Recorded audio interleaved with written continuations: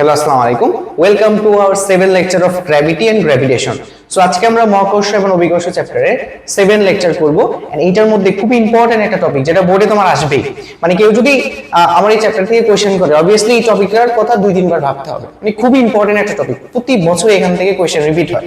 সেটা হচ্ছে ভাই উপগ্রহের বেগ বের করা, তারপর উপগ্রহটা কত উচ্চতায় আছে ওটা বের করা, তারপর তার পর্যায়কাল বের করা, আর মাঝে মাঝে স্থিতিশক্তি গতিশক্তি থেকে কোশ্চেন আসতে পারে। সো আমরা ইন ডিটেইলস সবগুলো আলোচনা করব, ঠিক আছে। এন্ড আমাদের প্রত্যেক লেকচারে আমরা যেটা করি যে আমরা টপিকটা পড়ার পর এমসিকিউ সিকিউ সলভ করি, এখানে সেম ভাবে আমরা এমসিকিউ এমসিকিউ গুলো সলভ করব, ঠিক আছে। আচ্ছা, সো উপগ্রহ নিয়ে একটু হালকা আইডিয়া দেই, যদিও আশা করি তোমরা অনেকেই জানো। এটা জানে না এমন মানে পৃথিবীতে এরকম খুব কম মানুষ আছে, ঠিক আছে। তো উপগ্রহের কথা যদি বলি ভাইয়া, এইটা ধরো এটা হচ্ছে আমাদের সেই পৃথিবী, ঠিক আছে। এটা হচ্ছে আমাদের পৃথিবী। তাহলে এই পৃথিবীর চারপাশে আমাদের কিন্তু অনেক স্যাটেলাইট আছে, যেটাকে আমরা কৃত্রিম উপগ্রহ বলি, ঠিক আছে। আচ্ছা, তো এই উপগ্রহগুলোর কাজ কি তোমরা জানো? যে উপগ্রহগুলো কেন পাঠানো হয়েছে? হ্যাঁ, কি কি কারণে পাঠানো হয়? সো আমরা বিভিন্ন ধরনের উপগ্রহ এখানে পাঠাই।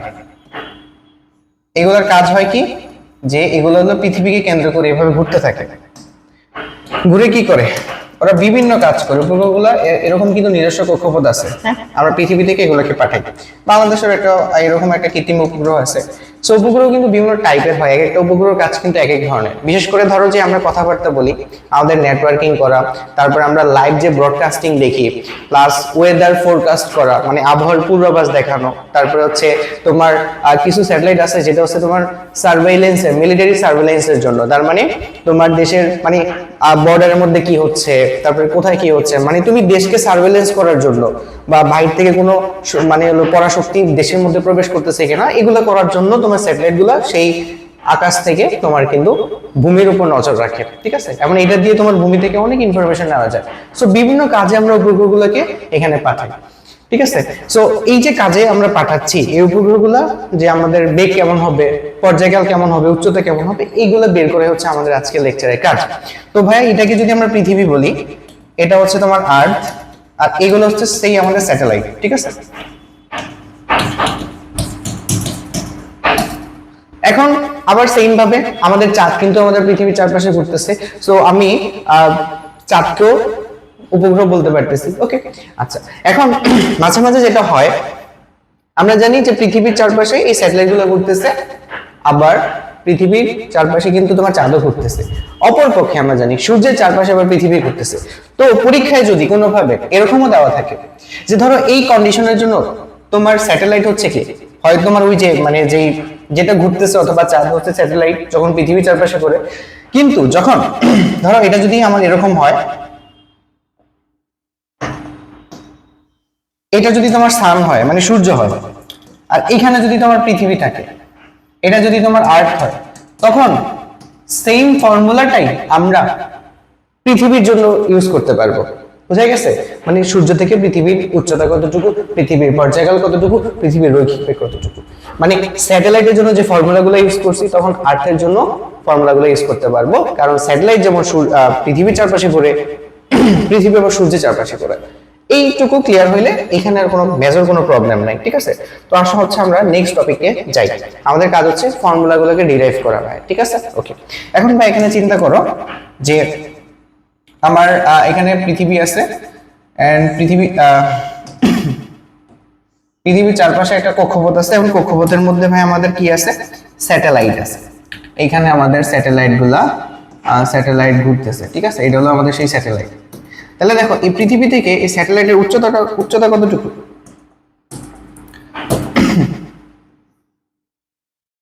এটাকে আমরা কি বলতে পারি দেখো তো,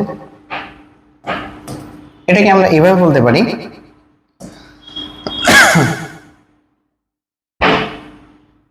এটা হচ্ছে এইচ আর এতটুকু হচ্ছে আর, ঠিক আছে। তাহলে টোটালটাকে আমরা বলতে পারি, টোটাল উচ্চতাকে বলতে পারি আর প্লাস এইচ, ঠিক আছে। মানে সেন্টার থেকে সেন্টারের দূরত্ব, আমরা তো বলছি সবসময় সেন্টার থেকে সেন্টারের দূরত্ব নিয়ে আমরা কাজ করি। নরমালি এইচ কিন্তু আরো কম হয়, বাট এখানে আমরা পৃথিবীকে ছোট দেখাইছি যাতে পুরো ডায়াগ্রামটা ভালোভাবে আঁকা যায়। কোনো সমস্যা নাই, ছোট হইতে পারে বড় হইতে পারে, ডাজন্ট ম্যাটার, এরকম থাকে, ওকে। আবার ভূস্থির উপগ্রহের জন্য কিন্তু তোমার মানে এইচ এর মানটা অনেক বড় হয়। এখন আমরা এখান থেকে যেটা করব যে ভাইয়া যে উপগ্রহটা কত বেগে ঘুরতেছে তার রৈখিক বেগটা বের করব, মানে v ইকুয়াল টু হোয়াট। ঠিক আছে, এখন তোমাদের কাছে মনে আছে কিনা যে এখানে দুইটা কাজ হইতেছে। একটা হচ্ছে কি যে দেখো এই যে আমার পৃথিবী আর স্যাটেলাইটের মধ্যে একটা আকর্ষণ বল কাজ করে। আকর্ষণ বল কোন দিকে কাজ করে? অলওয়েজ যদি আমরা পৃথিবীটাকে মেজর ধরি তাহলে পৃথিবীর দিকে কাজ করতেছে, পৃথিবী অনেক বড়, স্যাটেলাইটকে টেনে নিজের দিকে নিয়ে যাচ্ছে, তাহলে এখানে একটা সেন্টারের দিকে একটা বল কাজ করে, সেটা হচ্ছে আমরা বলতে পারি FG, গ্র্যাভিটেশনাল ফোর্স। ওকে, আচ্ছা। এবং এই যে স্যাটেলাইট যে পৃথিবীতে বৃত্তাকার পথে ঘুরতেছে, বৃত্তাকার পথে ঘোরার ফলে, ঠিক আছে, যদি এরা বৃত্তাকার পথে ঘোরে না, উপবৃত্তাকার পথে নরমালি ঘুরতে থাকে স্যাটেলাইট গুলা, পৃথিবী সূর্যের চারপাশে উপবৃত্তাকার কক্ষপথে ঘুরে, বাট আমরা হিসাবের সুবিধার্থে, আবার বারবার বলতেছি হিসাবের সুবিধার্থে আমরা এখানে বৃত্তাকার ধরে নিতেছি। তো এই যে স্যাটেলাইট যে ঘুরতেছে পৃথিবীর চারপাশে, ঘোরার ফলে সেটা কেন্দ্র বিমুখী বল অনুভব করে। চিন্তা করো তো কি বল অনুভব করে? একটা কেন্দ্র বিমুখী বল। কেন্দ্র বিমুখী বল কিভাবে কাজ করে ভাইয়া? যে যেই বৃত্তাকার পথে ঘুরে তার সেন্টার থেকে ব্যাসার্ধ হয়ে বাহিরের দিকে কাজ করে। কোন দিকে কাজ করে? বাহিরের দিকে। এটাকে বলে সেন্ট্রিফিউগাল ফোর্স। ওকে, তাহলে এখানে কি হবে দেখো, এই যে বস্তুর উপর দুইটা বল কাজ করে, একটা হলো মহাকর্ষ বল আর একটা কাজ করে হচ্ছে কেন্দ্র বিমুখী বল। এখন দেখো বস্তুটা কিন্তু এই দিকেও যাচ্ছে না, ওই দিকেও যাচ্ছে না, তার মানে এই দিকের ফোর্স আর ওই দিকের ফোর্সটা সমান। ওকে, তখন আমরা কি লিখতে পারবো? তখন আমরা দেখো FG ইকুয়াল টু FC লিখতে পারবো। FG এর মান কত? GM, এটা হলো পৃথিবীর ভর, আর স্যাটেলাইটের ভরটাকে আমি ছোট m ধরলাম, m ডিভাইডেড বাই কত হবে? r স্কয়ার, মানে সেন্টার থেকে সেন্টারের ডিসটেন্স, তার মানে এটা কত? r প্লাস h না? ওকে, তাহলে r plus h whole square. ঠিক আছে, আর FC মানে সেন্ট্রিফিউগাল ফোর্স আমরা জানি যে mv স্কয়ার বাই r। ঠিক আছে, এই ভিটা কি? এই ভি হচ্ছে যে আমার স্যাটেলাইটটা যেই রৈখিক বেগে ঘুরতেছে সেই ভিটা, এই ভিটাই আমাকে বের করতে হবে। বুঝা গেছে? তাহলে এখান থেকে দেখো আমরা কি করতে পারি, এই আরটাকে আমরা একটু চেঞ্জ করে লিখবো। আর মানে কি? সেন্টার থেকে সেন্টারের ডিসটেন্স, এটাকে আমরা কি লিখবো? r plus h। বুঝা গেছে? ওকে, দেখো mm কাটাকাটি যায়, তাহলে থাকে কত? শুধুমাত্র gm থাকে, আর কি কত থাকে? r প্লাস h, এখানে একটা আছে, এখানে দুইটা আছে, তাহলে এখানে কাটাকাটি করে এখানে একটা থাকবে, ইকুয়াল টু v স্কয়ার। তার মানে এখান থেকে সুন্দর একটা ফর্মুলা চলে আসে, দেখো v equal to gm divided by r plus h root over. হ্যাঁ, তাহলে এইটাই হচ্ছে আমাদের সেই ফর্মুলা যে v equal to gm by r plus h। এই ফর্মুলাটা তুমি যে কোনো জায়গায় ইউজ করতে পারবে। ঠিক আছে, ধরো এটা পৃথিবী, সরি এটা সূর্য আর এটা পৃথিবী, তাহলে পৃথিবীর রৈখিক বেগ বের করার জন্য তুমি এটা ইউজ করতে পারবে, কোনো সমস্যা নেই। যে ঘুরতেছে তার জন্যই, যে বৃত্তাকার পথে ঘুরতেছে তার জন্যই ইউজ করে তুমি তার রৈখিক বেগটা এখান থেকে বের করে নিয়ে আসতে পারবা। এখন এই সূত্রটাকে স্লাইটলি একটু চেঞ্জ করা যায়। কি চেঞ্জ করা যায় দেখো তো, আমি যদি এখানে এটা লিখি, দেখো রুট ওভার gm, এখানে লিখলাম r প্লাস h স্কয়ার। সমস্যা আছে? হ্যাঁ, একটু সমস্যা আছে। কি, আমরা এখানে ছিল একটা, বানাইছি দুইটা, তো ব্যালেন্স করার জন্য এখানে r প্লাস h দিয়ে গুণ করে দিব। এখন কাটাকাটি করলে দেখা একটা সমান হয়ে যায়। এই পার্টটুকুকে কি বলা যায় ভাই বলো? আমাদের মনে আছে কিনা যে gm by r plus h whole square, আমরা g এর একটা ফর্মুলা জানি, অভিকর্ষ ত্বরণের ফর্মুলা জানি gm বাই r স্কয়ার। এটা কখন r plus h whole square হয়? যখন h উচ্চতায় আমরা অভিকর্ষ ত্বরণ বের করি। যখন আমরা h উচ্চতায় অভিকর্ষ ত্বরণ বের করি তখন আমরা বসাই gm by r plus h square. তো এখান থেকে আমি কি লিখতে পারবো দেখো তো, h উচ্চতায় g এর মান, সেগুলো gh মানে h উচ্চতায় g এর মান, অভিকর্ষ ত্বরণের মান, আর r প্লাস h। তাহলে আমি কিন্তু এই দুইটা ফর্মুলা ইউজ করতে পারি। তাহলে এই পয়েন্টে যে মানে অভিকর্ষ ত্বরণ সেটা হচ্ছে আমাদের gh। বুঝা গেছে? এই দুইটা ফর্মুলা কিন্তু আমি এখানে প্রচুর জায়গায় ইউজ করব। ঠিক আছে, সো দুইটা ফর্মুলা কিন্তু আমাদের ভালোই লাগবে।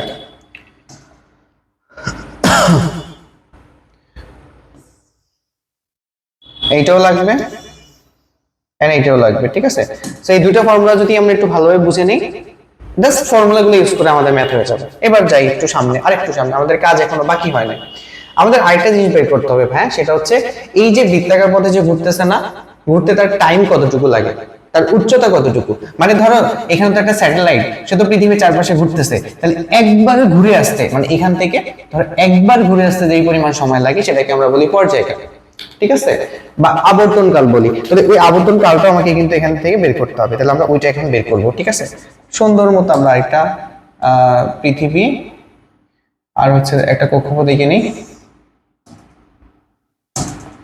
মিডল থেকে, সরি। ওকে, আরেকটা কক্ষপথ এঁকে নিলাম। তো এখানে সেই আগের মতো একটা স্যাটেলাইট এঁকে নিই, ঠিক আছে। তাহলে আমাদের বের করতে হবে ভাই কি, যে আমাদের এখানে দুইটা জিনিস বের করতে হবে। একটা হচ্ছে যে তার পর্যায়কালটা কত, পর্যায়কাল মানে হচ্ছে একবার ঘুরে আসতে যে পরিমাণ সময় লাগে বা আবর্তনকাল। আর একটা জিনিস বের করব, এটা থেকে তার উচ্চতাটা বের করব, ঠিক আছে। এখন দেখো আমরা একটু যদি ক্লিয়ার করি, মনে আছে এখানে একটু আগে আমরা করছিলাম, এখান থেকে এটা ডিসটেন্স কতটুকু। এখানে দুইটা জিনিস আছে, দুইটা জিনিস কাজ করে। একটা হচ্ছে এতটুকু হচ্ছে আর, মানে পৃথিবীর ব্যাসার্ধ, আর এতটুকু হচ্ছে এইচ। তাহলে এটাকে লেখা যায় আর প্লাস এইচ। ওকে, এখন আমাকে বলো তো, আমরা যদি এখানে একটা ফর্মুলা ইউজ করি, যে ধরো আমরা ধরি যে আমাদের পর্যায়কাল, এখানে পর্যায়কালটা কত, পর্যায়কাল বা আবর্তনকাল আমরা ধরে নিব, বা আবর্তনকাল, আবর্তনকাল এটা হচ্ছে ক্যাপিটাল টি দিয়ে প্রকাশ করে, ঠিক আছে। ওকে, এখন এখান থেকে আমরা একটা বেগের ফর্মুলা ইউজ করি। তো কি ফর্মুলা দেখো তো, যে আমরা ছোটবেলায় পড়ছি যে বেগ ইকুয়াল টু হচ্ছে কি সরণ ডিভাইডেড বাই সময়, তাই না? ওকে, এখন দেখো তাহলে এখান থেকে আমরা একটু বেগের জায়গায় ভি লিখলাম, সরণ। আচ্ছা, তুমি এখন সরল চিন্তা করো যে এই যে স্যাটেলাইটটা আছে এটা একবার ঘুরে আবার এখানে আসবে, তাহলে তার সরণ কতটুকু। এই স্যাটেলাইট যদি এখান থেকে একবার ঘুরে আগের জায়গায় চলে আসে, সে কি পরিধি সমান দূরত্ব অতিক্রম করলো না? ঠিক আছে, তার মানে তার সরণ কতটুকু, পরিধি সমান। তাহলে পরিধি সমান সরণ কতটুকু হয়, এখানে যদি এই যে বৃত্তের ব্যাসার্ধ হচ্ছে আর প্লাস এইচ, তাহলে পরিধি হচ্ছে 2 পাই আর, আর এর জায়গায় কত হবে আর প্লাস এইচ। তাহলে তার সরণ কতটুকু হলো, যদি সে একবার ঘুরে আসে তার সরণ হয় পরিধি সমান, পরিধি হচ্ছে 2 পাই আর, আর এর জায়গায় হবে কি আর প্লাস এইচ। আর সময় কতটুকু লাগছে, একবার ঘুরে আসতে যে সময়টা লাগে সেটাকে বলে পর্যায়কাল বা আবর্তনকাল বা টি বলা হয়, ঠিক আছে। এটাই হচ্ছে ফর্মুলা। তাহলে ভির একটা ফর্মুলা আমি পাই গেছি, তুমি এই ফর্মুলা ইউজ করেই কিন্তু রৈখিক বেগটা বের করতে পারো, এটাও একটা ট্রিক্স। সেম ভাবে আমি এখন যেটা করব, যে একটু আগে আমরা পড়ে আসছি যে V equal to root over GM by R plus H. আবার এখানে আবার কি পড়লাম, এখানে আবার করলাম, এখানে পড়ছি যে 2 পাই আর plus H divided by T. এই দুইটা ফর্মুলাকে মার্জ করলে, মার্জ করা মানে দুইটাকে তুমি কম্বাইন করবা, কম্বাইন করলে কিন্তু আমার এখান থেকে এইচ আর টি এর ভ্যালুটা বের হয়ে আসে। ও সরি, এটা আমরা ব্র্যাকেট দিছি কেন, এখানে এখানে আবার রুট ওভার কেন দিছি, এটা কত হবে যে 2 পাই আর প্লাস এইচ বাই টি। ওকে, আচ্ছা এখান থেকে দেখো, আমরা এখান থেকে ধরো টি এর মান তুমি বের করবে, কিসের মান, টি এর মান বের করবে অথবা এইচ এর মান বের করবে। তাহলে তুমি যদি এখান থেকে এইচ এর মান বের করতে চাও, দেখো তো এটাকে হোল স্কয়ার করতে হয় কিনা।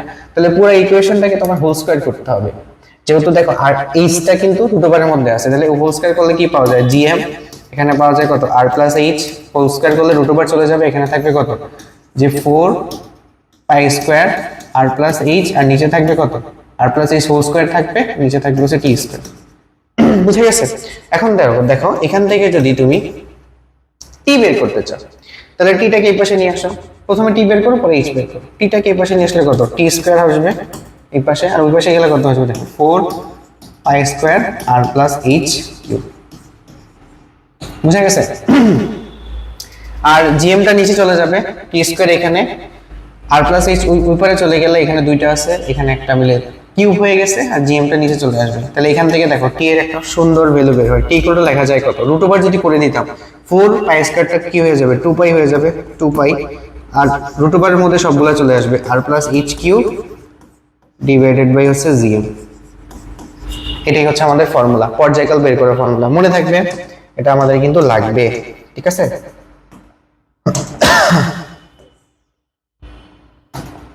পর্যায়কাল বের করার ফর্মুলাটা আমাদের লাগবে, বুঝে গেছে? ওকে, এবার আমাদের কাজ হচ্ছে এইচ বের করা। এইচ বের করার জন্য কি করতে হবে, সিম্পলি দেখো এই লাইন থেকে এই লাইনটাকে যদি আমরা একটু কনভার্সন করি, সবগুলোকে এর পাশে পাঠাবো। দেখো টি স্কয়ার জিএম আর 4 পাই স্কয়ার নিচে চলে আসবে 4 পাই স্কয়ার। ওকে, আর এই পাশে থাকবে কত আর প্লাস এইচ কিউব, তাই না? দেখো তো 4 পাই স্কয়ার নিচে চলে আসলো, জিএম উপরে চলে গেল। ফাইনালি এখান থেকে কি লেখা যাবে দেখো, টি স্কয়ার তো এখানে থাকবে, জিএম এখানে থাকবে, 4 পাই স্কয়ার কিন্তু এখানেই থাকবে। এখানে কি ঘনমূল হয়ে যাবে। আচ্ছা, তাহলে এখানে বাকি থাকে কত, আর প্লাস এইচ না? তো আমি তো এইচ এর মান বের করবো, তাহলে আমি সুন্দর মতো একটা কাজ করি। সুন্দর মতো কাজটা হচ্ছে শুধু আরটা এইচটাকে রাখি, আরটাকে এই পাশে পাঠিয়ে দিই মাইনাস। ঠিক আছে, তাহলে আমাদের ফর্মুলা কিন্তু সবগুলা হয়ে গেছে। বুঝে গেছে? This is the formula. তাহলে এখানে আমরা দুইটা ফর্মুলা বললাম, একটা হচ্ছে টি এর ফর্মুলা, এটা হলো এইচ এর ফর্মুলা। এই দুইটাকে ইউজ করলেই আমরা এখান থেকে তার পর্যায়কাল এমন হচ্ছে উচ্চতাটা বের করে ফেলতে পারবো। খুবই ইজি, আহামরি কোনো কিছু না। ঠিক আছে, সো আমাকে কি করতে হবে, তুমি যদি সাজেস্ট করো, আমি কি করছি, আমি এই ফর্মুলা জীবনে মুখস্থ করিনি। আমি এরকম ফার্স্ট এটা করতে আমার 30 থেকে 40 সেকেন্ডের বেশি লাগে না। সো আমি এরকম প্রতিপাদন করিনি, আমার কাছে মানে পার্সোনাল ব্যাপার। সো বাট তুমি এটা ইজিলি মুখস্থ করা যায়, আহামরি কিছু না। T equal to 2 pi root over R plus H cube divided by GM. আর এইটা যে আমাদের টি স্কয়ার জিএম বাই 4 মানে 4 পাই স্কয়ার, আর উপরে কি হবে, কিউব হবে, মানে ঘনমূল মাইনাস আই। ঠিক আছে, সো মুখস্থ করে নিলে অ্যাডভান্টেজ পাবা, বাট না মনে চাইলে এভাবে করতে পারো। তোমার যদি ডেরিভেশন করতে বা এগুলা ছোটখাটো দেখে স্টেপ করতে প্রবলেম না থাকে, সো আহামরি কোনো প্রবলেম হবে না। ঠিক আছে, এবার দেখো আমরা লাস্ট দুইটা জিনিস করবো। একটা হচ্ছে আমাদের স্থিতিশক্তি,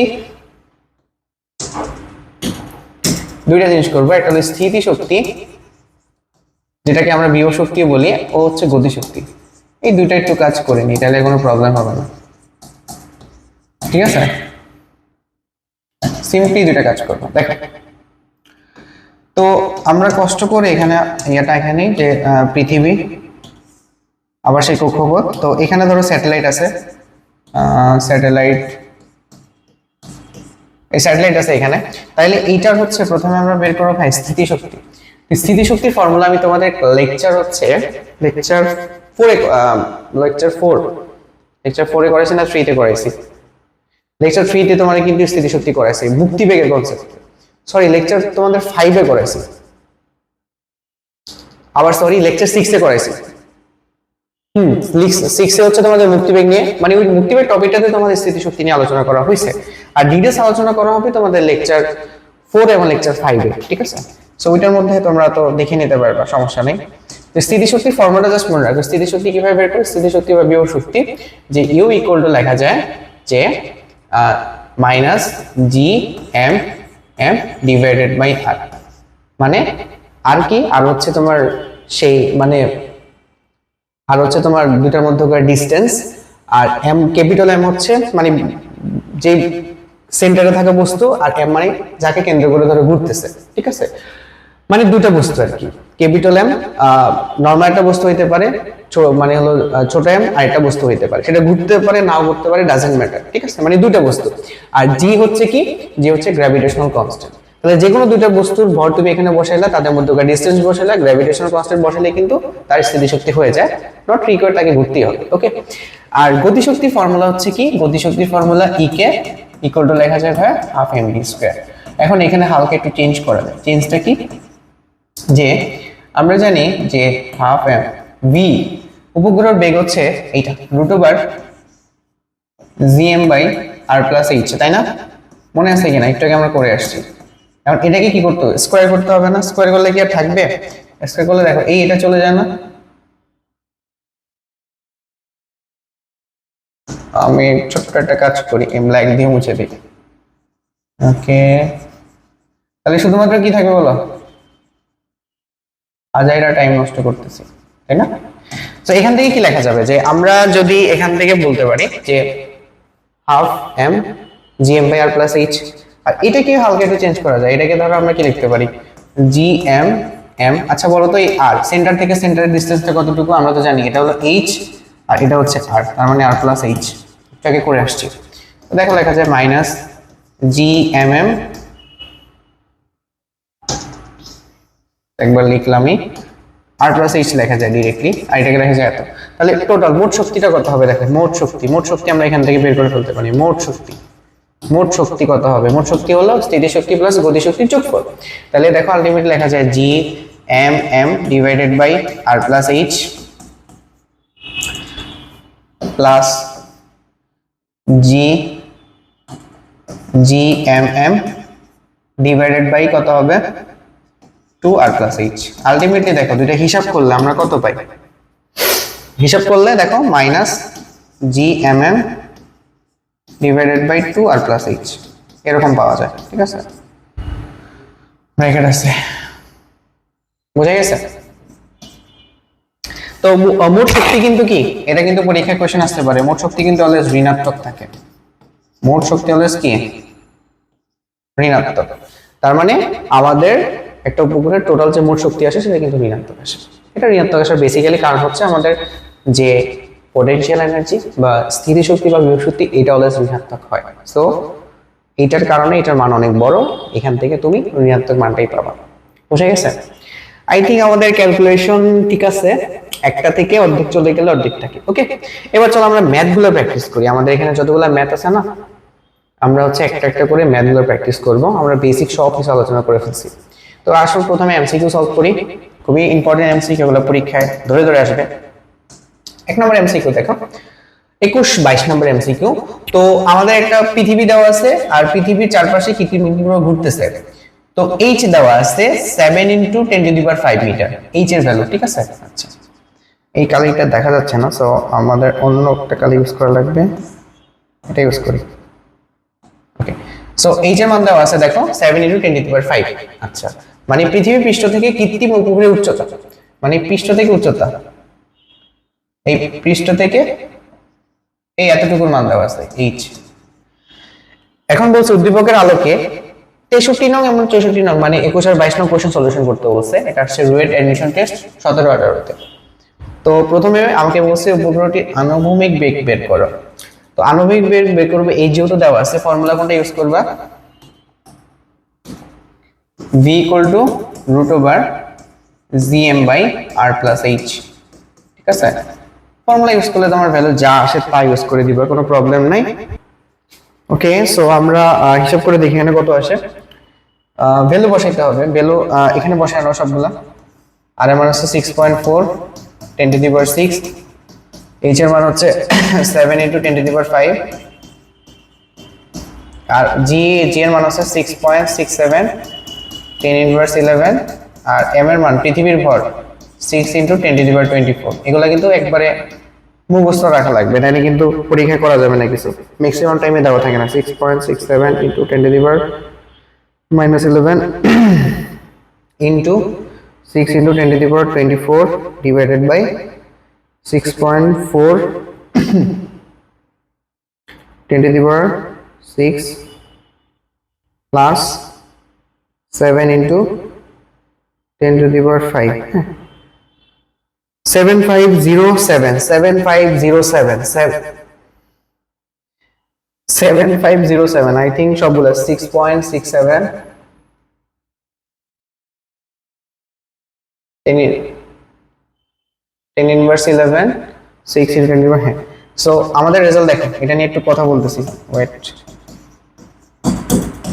7742 রুয়েট অ্যাডমিশনে এই বাসটা সবসময় দেয়। বাসটা কি এখনো যারা বোঝে নাই তাদেরকে বলতেছি, বাসটা হচ্ছে দেখো ভ্যালুগুলা কত কাছাকাছি, মানে 9 10 8 7 মানে এত কাছাকাছি।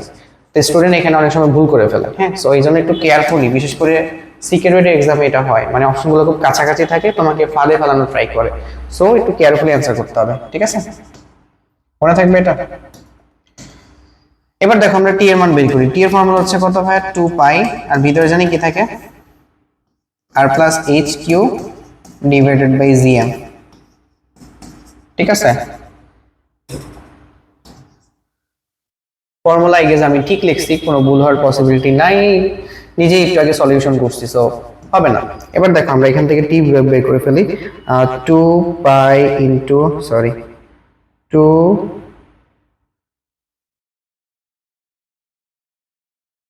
2 পাই ইনটু √, আর এর মান হচ্ছে 6.4 × 10⁶, তারপর হবে প্লাস এইচ এর মান হবে 7 × 10⁵, লাস্টে আমরা একটা ব্র্যাকেট দিব, ব্র্যাকেট দিয়ে এখানে আমাদের পাওয়ার দিব 3 নিচে হবে GM 6.67 into 10 inverse 11 6 into 10 to the power 24। Calculation গুলো একটু বারবার চেক করে নিবা, কারণ এখানে অনেক ভুল হয়। 2 পাই 6.4 ইন্টু 10 টু দি পাওয়ার 6। আচ্ছা, পৃথিবীর ব্যাসার্ধ 7 into 10 to the power 5 cube divided by হচ্ছে 6.67 10 টু দি পাওয়ার 6, ঠিক আছে। তার মানে 5941.95 সেকেন্ড। এটাকে তুমি প্রথমে ঘন্টায় নিয়ে যাও বা মিনিটে নিয়ে যাও, এটাকে ভাগ করো কত দিয়ে? এটাকে ভাগ করো 60 দিয়ে, তাহলে মিনিটে গেলে কত হয়? 99 মিনিট চলে আসে। 99 মিনিট মানে কত?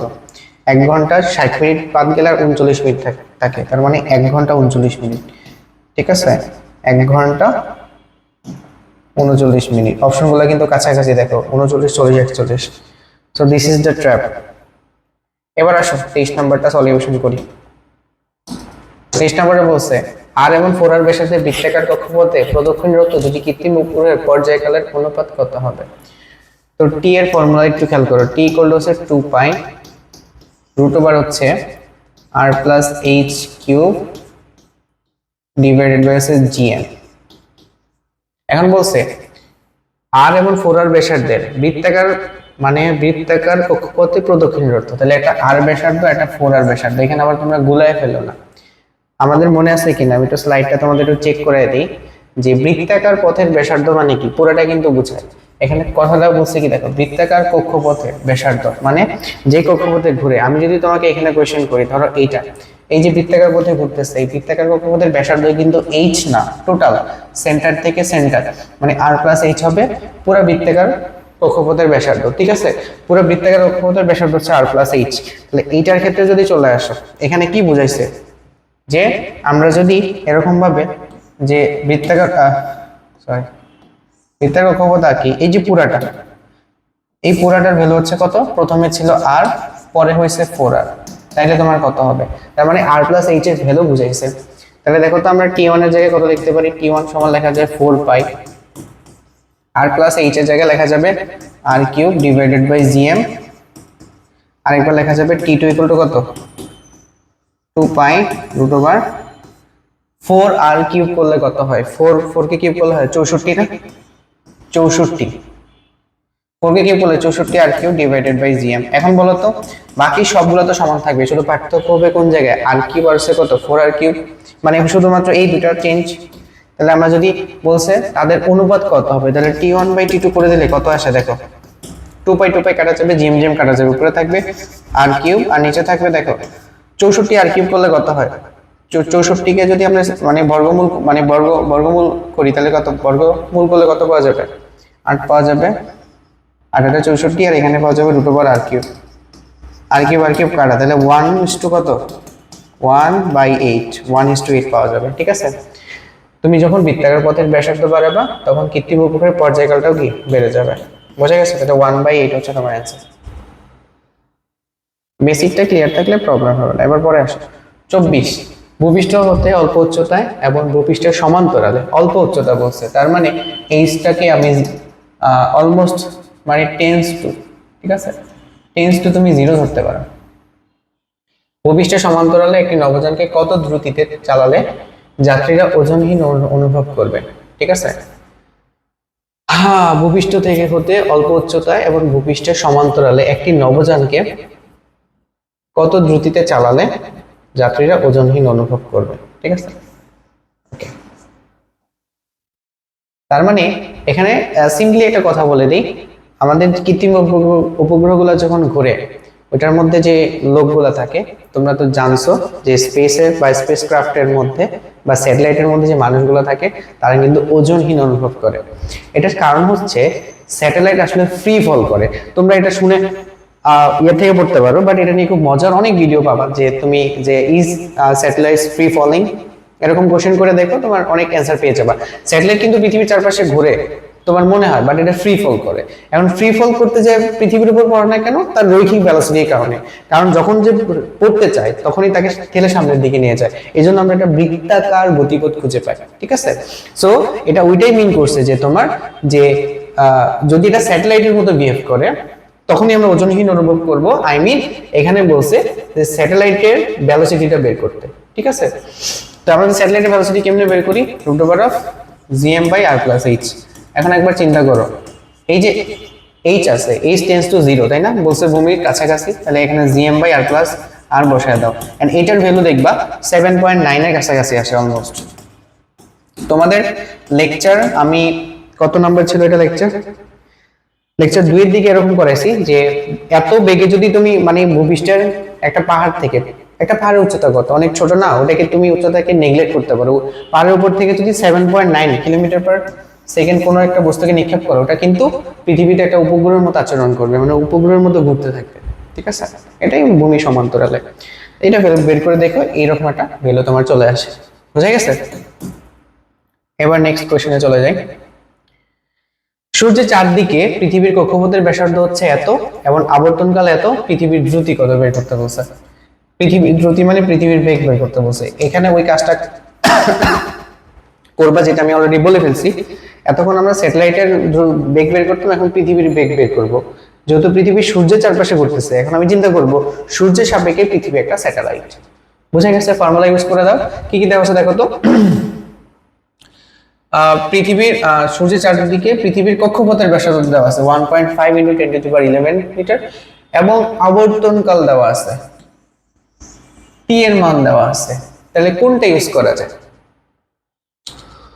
আবর্তনকাল দিলে একটা ফর্মুলা তোমাদের ডেরিভেশনের সময় দেখেছি, দেখো 2πr+h/t। মনে আছে কিনা একটু খেয়াল করো, এখানে সব দেওয়া আছে, একবার চিন্তা করো। 2π এর মান দেওয়া আছে, তোমরা আবার পেঁচায় ফেলবা। r+h এর মান কিন্তু টোটাল দেওয়া আছে। আমি বারবার বলতেছি r+h টা আসলে কি, তোমার এখানে বেসিক বুঝলে কখনোই কোনো কিছুতে প্রবলেম হয় না। r+h হচ্ছে তোমার এই যে বৃত্তাকার পথ আছে না, বৃত্তাকার পথের ব্যাসার্ধ কিন্তু টোটালটা, সেন্টার থেকে সেন্টার r+h।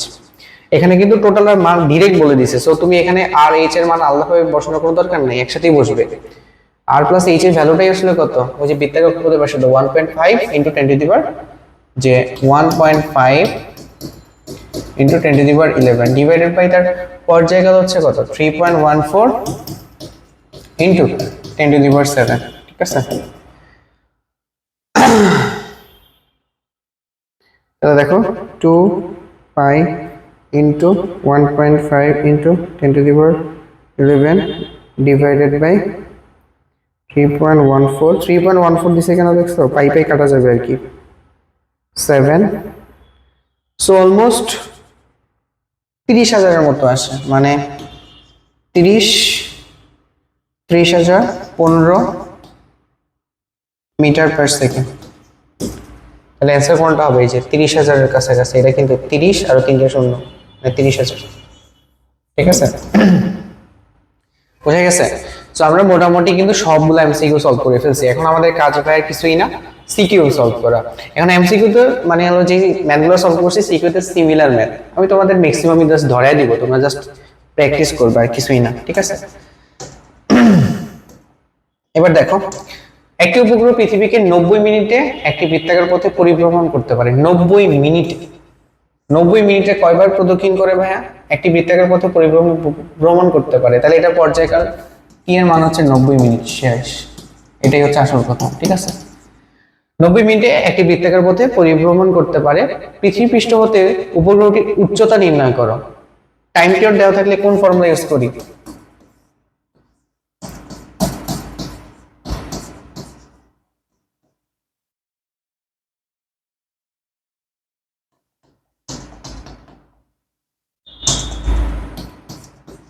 এইটা না, এখান থেকে তোমাকে উচ্চতা বের করতে হবে। কি উচ্চতা? তাহলে দেখো এইচ কোথায় আছে, এইচটাকে তুমি একপাশে নিয়ে আসো, তাহলে তো কাহিনী শেষ। তুমি দেখো লিখতে পারো ভিটি হবে আর 2π দিয়ে ভাগ করে ফেলো। 2π ইকুয়াল টু কত? r+h। এখান থেকে ভাই কি লেখা যায় যে ভিটি ডিভাইডেড বাই, আচ্ছা এখানে তো সরি ভি এর মান তো দেওয়া নেই, তাহলে আমার একটা কাজ করতে হবে। সিম্পলি হিসাব, আমরা একবার একটা ইকুয়েশনই বানাই ফেলবো এখান থেকে। ঠিক আছে, ইকুয়েশনই বানাই ফেলবো। দেখো আমাদের টি দেওয়া থাকলে অলওয়েজ কিন্তু এটা ইউজ করা লাগে যে ভি ইকুয়াল টু কত, যে 2 পাই আর প্লাস এইচ ডিভাইডেড বাই কত টি, এটা তো ইউজ করা লাগে। হ্যাঁ, এখন এখানে প্রবলেম হচ্ছে কি, যে তুমি তো ভির মান জানো না, ভির মান তো বলে দেয় নাই, যেহেতু ভির মান বলে দেয় নাই তার মানে ভির জায়গায় আরেকটা ফর্মুলা ইউজ করবো, সেটা হচ্ছে কত, এই যে root over GM by R plus H. এখন দেখো সবগুলা মান আছে কিনা চেক করে নাও। তুমি যদি এই দুটো ফর্মুলা ইউজ করে এইচ এর ভ্যালু বের করতে চাও, তাহলে দেখো টি এর মান দেওয়া আছে, আর এর মান দেওয়া আছে, জি এর মান তুমি জানো, এম এর মান জানো, আর এর মান জানো, এইচ বের করতে হবে, দ্যাটস ইট, আর কিছু কাজ করা লাগবে না। তাহলে তুমি এই দুটো ফর্মুলাকে মার্জ করে এইচ এর ভ্যালুটা বের করে ফেলো, স্কয়ার করে দিবা, স্কয়ার করে দিলে কি আসে দেখো তো, 4 পাই স্কয়ার, তারপরে এখান থেকে কত আসবে, যে 4 পাই স্কয়ার থাকবে টি স্কয়ার, তারপরে কত R plus H whole square equal to কত আসে, gm divided by r plus h। ওই যে আমরা যে t এর ভ্যালু বসাইছি না, মানে t এর মান বের করছি, ওটা বসাই দিলে হবে, আমি জাস্ট বের করে দেখাইতেছি তোমাদের। তাহলে এখান থেকে আলটিমেটলি ক্যালকুলেশন করে আমরা অলরেডি এখানে করে ফেলছি, এই ক্যালকুলেশন করে তুমি এটা দেখাই দিতে পারো, এই যে t এর যে ভ্যালু বের করছিলাম, কি যে h এর যে ভ্যালু বের করছিলাম, যে t square gm divided by 4 pi square, তার ঘনমূল করতে হবে মাইনাস r, ঠিক আছে, ঠিক আছে।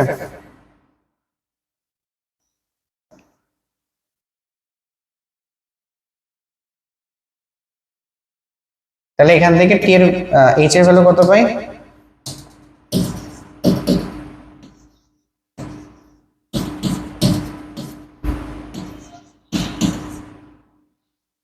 আর টি স্কয়ার কত ছিল আমাদের এখানে,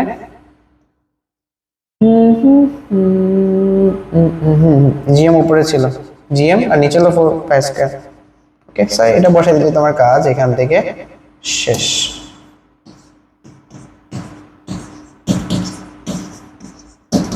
মাইনাস আছে, ওকে, এখান থেকে তুমি বসায় দিলে তুমি এইচ এর ভ্যালুটা এখান থেকে পেয়ে যাবে, বুঝে গেছে। এখন আমাদের যে কাজ সেটা হচ্ছে আমরা পরেরটা কোশ্চেনটা সলভ করব। 80 কেজি ওজনের একটি কৃত্রিম উপগ্রহ ভূপৃষ্ঠ থেকে কত উচ্চতায় স্থাপন করলে প্রতি মিনিটে তা প্রতি 24 ঘন্টায় 2 বার একই স্থানে প্রদক্ষিণ করতে পারে। আগেরটার মতোই অলমোস্ট, বাট এখানে ছোট একটা কথা বলছে, এই কথাটা বুঝতে পারলে কোনো প্রবলেম নাই। আমাকে এখানে বলছে প্রতি 24 ঘন্টায় 2 বার মানে একই স্থান পর্যবেক্ষণ করে।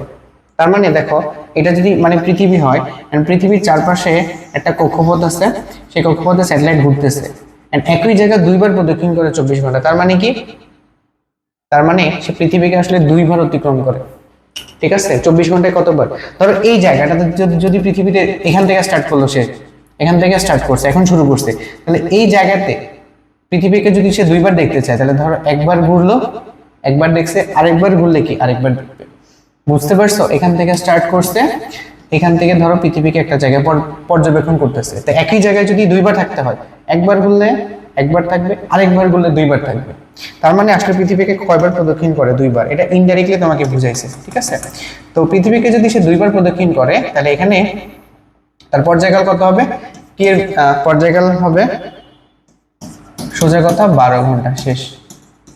তারপরে এখান থেকে তোমাকে বলছে কত উচ্চতা, এইচ এর ভ্যালু বের করে ফেলো। এইচ এই যে একটাকে আমরা পড়ে আসছি, যে প্রথমে ঘনমূল করতে হবে, যে GM T square divided by 4 pi square minus R, এটা ফর্মুলা বসাই দিলে কিন্তু হয়ে যাবে, আর কিছু লাগে না। ব্যাসার্ধ দেওয়া আছে, ভর দেওয়া আছে, 80 কেজি ভরের বস্তু ম্যাটার করে না, এটা কিন্তু কখনো ম্যাটার করে না, একটা কথা মাথায় রাখবা।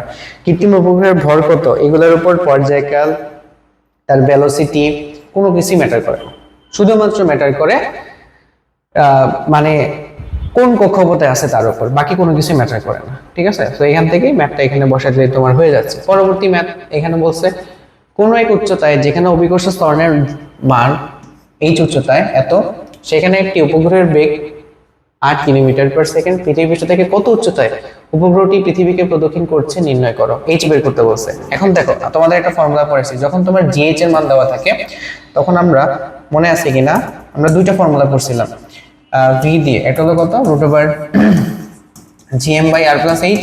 এটাকে একটু মডিফাই করলে, আমি আবার মডিফাই করে আবার দেখিয়ে দিতেছি, সমস্যা নাই, এটা কিন্তু প্রায় লাগে। এটাকে লেখা যায় দেখো আর প্লাস এইচ স্কোয়ার, যদি লিখতাম তখন এটাকে আমাদের আর প্লাস এইচ লিখতে হইতো ব্যালেন্স করার জন্য, ঠিক আছে। এখান থেকে দেখো এটা কার ফর্মুলা, এটা হচ্ছে এইচ উচ্চতায় অভিকর্ষ ত্বরণের ফর্মুলা এতটুকু, তাহলে এটাকে লেখা যায় GH ইনটু কত R প্লাস H। এখানে বসা দিলেই দেখো তোমার কি কি দেওয়া আছে, তোমার এই যে v এর মান দেওয়া আছে, ঠিক আছে, আর GH এর মানও দেওয়া আছে। তো এখান থেকে তোমার H বের হয়ে যাবে, কি করবা এটাকে স্কয়ার করে দাও, v square divided by GH, আর এটা এই পাশে আসলে কি হয়ে যাবে যে r মাইনাস হয়ে যাবে, r ইকুয়াল টু h। এখান থেকে কিন্তু তুমি চাইলে তার উচ্চতাটা বের করে ফেলতে পারো, বুঝে গেছে? As simple as that. মানে তোমাকে জাস্ট বেসিক্যালি ফর্মুলাগুলো একটু মনে রাখতে হবে, আর কিছু না। আমরা মেবি হচ্ছে লাস্ট টপিকে আলোচনা করতেছি, তো এটা আমি তোমাদের একটু ধরে দিব, এখানেও তো আলোচনা করার মতো কিছু নাই। যে ঢাকা পৃষ্ঠ হতে খাড়া এত কিলোমিটার উচ্চতায়, তার মানে এইচ এর মান দেওয়া আছে, এটি কৃত্রিম উপগ্রহ স্থাপন করা হয়েছে, পৃথিবীর ব্যাসার্ধ দেওয়া আছে, ভর দেওয়া আছে, কৃত্রিম উপগ্রহটি কক্ষীয় বেগ নির্ণয় করো। কক্ষীয় বেগ মানে তার সেই রৈখিক বেগটা, তাহলে v ইকুয়াল টু দেখো এখানে ডাইরেক্টলি h এর মান দেওয়া আছে, তো এখানে আর কিছুই করা লাগবে না, gm by r plus h করলে কিন্তু তোমার হয়ে যাচ্ছে, ঠিক আছে? এখান থেকে বুঝে গেছে, আমারই কিছুই না। আর খ নম্বরের কোশ্চেনে বলছে উপগ্রহটি সবসময় ঢাকার উপর দেখা যাবে কিনা, এইটা নিয়ে আমরা হচ্ছে সেকেন্ড লেকচার আলোচনা করব। সবসময় ঢাকার উপরে থাকার জন্য তাকে ভূস্থির উপগ্রহ হইতে হবে। তো ভূস্থির উপগ্রহ কি কি কন্ডিশন, অবভিয়াসলি আমরা সেকেন্ড লেকচার মানে আমাদের লেকচার নাম্বার 8 আলোচনা করব এটা নিয়ে। আর ভূস্থির উপগ্রহ কিন্তু খুবই ইম্পর্টেন্ট, এখান থেকেও কিন্তু মানে এই উপগ্রহ থেকে কোশ্চেন থাকলে ওখান থেকে একটা কোশ্চেন অ্যাটাচ করে দিই, ঠিক আছে? সো এইটাই ছিল আজকে আমাদের টোটাল ক্লাস। আশা করি তোমরা সবগুলো বিষয় বুঝতে পারছো। এইটা ক্লাসটা ভালো করে করলে শিওর একটা বোর্ডে মানে পসিবিলিটি অনেক বেশি বোর্ডে কমন পাবা। Best of the luck. আমরা অবভিয়াসলি আমাদের লেকচার নাম্বার 8 আবার দেখা হবে।